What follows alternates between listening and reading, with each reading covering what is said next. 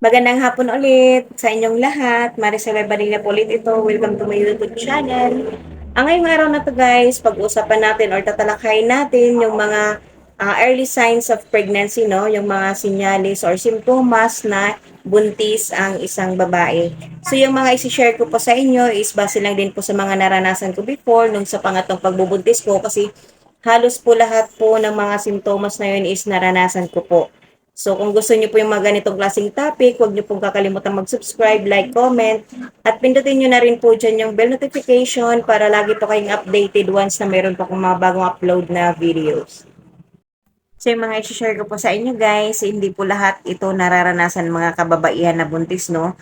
So pwedeng yung mga naranasan ko ngayon or nitong nagbuntis ako, is pwede din naman pong hindi ito maranasan ng mga iba, no? So meron po kasi mga nagbubuntis na mga kababaihan pero wala po silang mga simptomas. Pero buntis po sila, no? So ito po is base lang din po sa mga naranasan ko. Tara na po at simulan na po natin.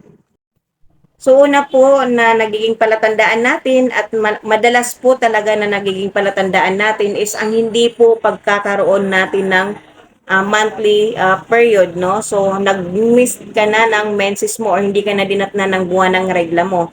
So napapaisip tayo na baka tayo ay buntis. So yun yung pang madalas nagiging palatandaan natin.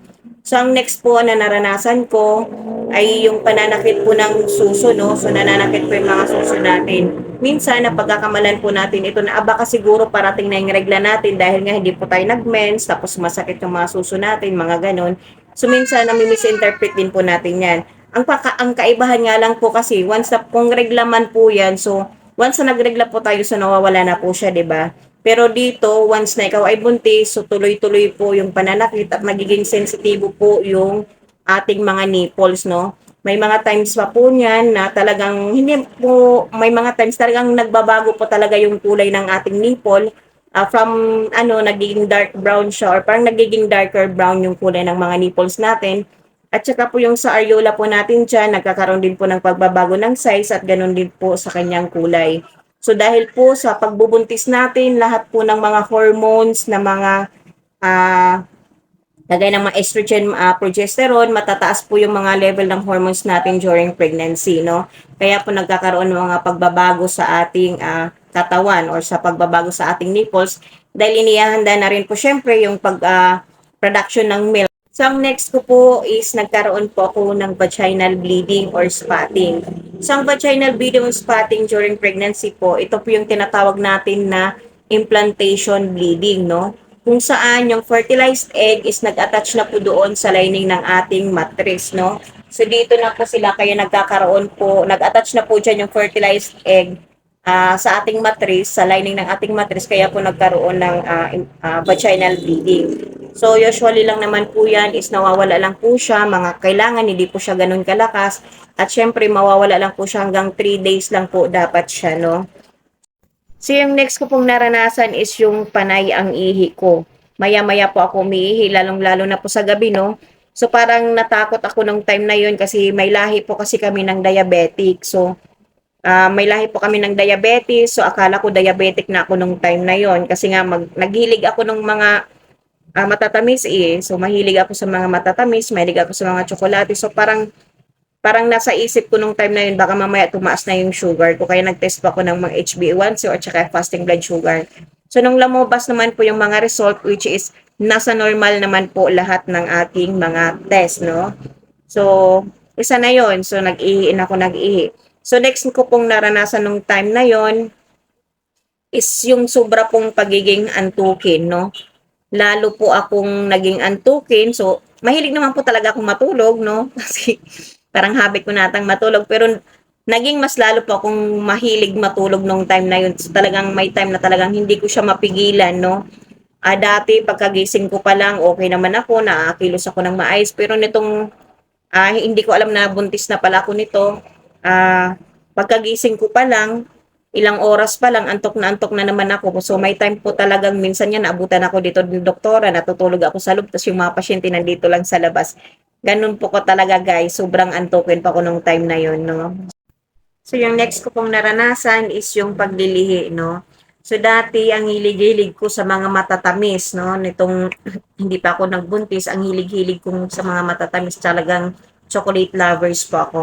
Pero nitong nagbuntis na po ako parang inayawan ko na po siya. So sa mga pagkain po, once na po tayo ay naglilihi, meron po tayong mga dating pagkain na gustong-gusto natin dati or paborito natin dating kainin.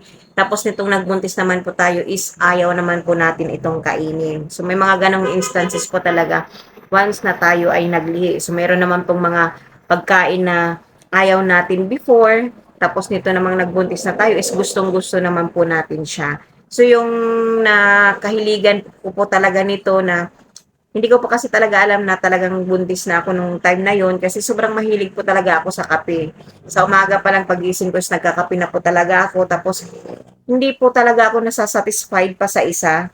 So parang hinahanap ko pa ulit yung isa pang kape. So parang andun yung paglilihi ko na kape ng kape ng kape. So maya-maya ako nagkakape. So hindi ko na maano yung sarili ko na bakit lagi ako nagkakape, yung mga gano'n. Parang dinedma ko lang din muna siya kasi yung gusto ko lang nung time na yun is makainom lang ako ng kape.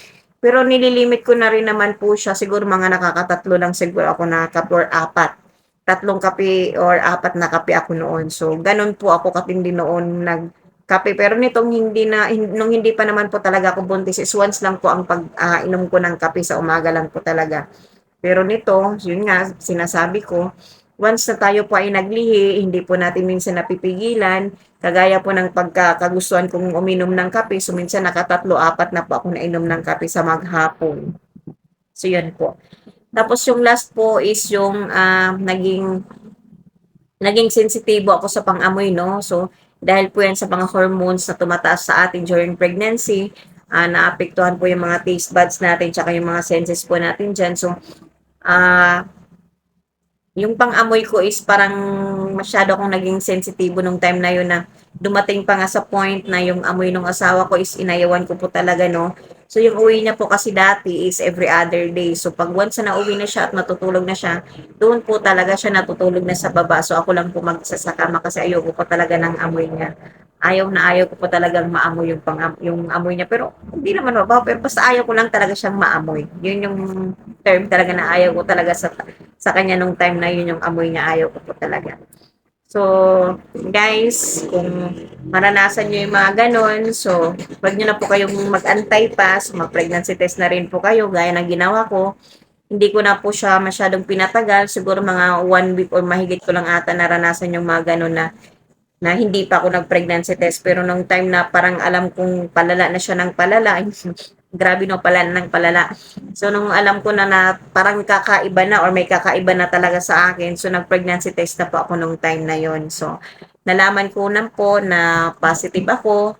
Nagpa-prenatal check-up na rin po ako agad nung time na yon at nagpa-ultrasound na rin po ako. So confirmed na buntis nga po ako. So sobrang happy naman po ako nung time na yon kasi talagang inaantay-antay ko nga po talagang magbuntis ako at gusto ko nga rin po sanang maging babae po siya. So, thanks God at guaranteed naman po lahat na talagang nagbuntis ako, healthy ang baby ko at pinaka ano po sa lahat is babae po yung panghuli kong pinagbuntis, no? So, thank you po at sana po sa mga first time ma'am dyan, meron po sana kayong natutunan at once na malaman niyo po pala na kayo ay positive sa pregnancy test, wag na po kayong mag-atubiling pumunta agad sa inyong mga OB-GYN doctors nang sa ganun po ay mapangalagaan po kayo at ang inyong pinagbubuntis, ah, mabigyan po kayo mga vitamins na iinumin niyo po. So, yun lang po. God bless.